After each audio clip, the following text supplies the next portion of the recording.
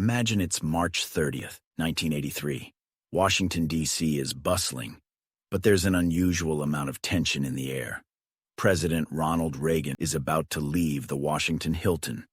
But lurking in the crowd outside is a young man named John Hinckley, Jr., whose life has spiraled into a dark obsession. Now, Hinckley isn't your typical political assassin.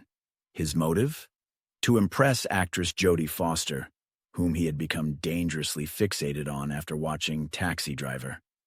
In his twisted mind, he believes that killing the president would make him famous enough to win her affection. Reagan, unaware of the danger, steps out from the hotel, waving to the crowd. Secret Service agents are on high alert, but even they can't predict the chaos that's about to unfold. As Reagan makes his way to the limo, Hinckley steps forward, his hand pulling out a .22 caliber revolver. The Secret Service agent's eyes are scanning, but it's too late.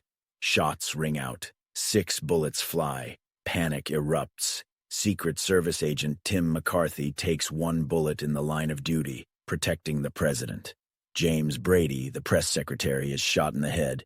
A police officer, Thomas Delahanty, is also hit, but it's the 6th bullet, ricocheting off the armored car, that finds its way to Reagan. The president feels a sharp pain, initially thinking he's been hit by a bodyguard's elbow.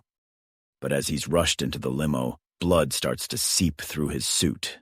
The Secret Service, realizing the gravity, speeds off to George Washington University Hospital. Inside the car, Reagan, ever the showman, tries to lighten the mood, saying something about hoping they all remember this was an accident. But the situation is dire. He's losing blood from a bullet that pierced his lung just an inch from his heart. At the hospital, chaos ensues. Doctors rush to save the president. All the while, the laminated card with the nuclear launch codes, known as the Biscuit, is tossed into Reagan's shoe, a bizarre oversight in the frantic moments. Reagan goes into surgery, and all of America holds its breath.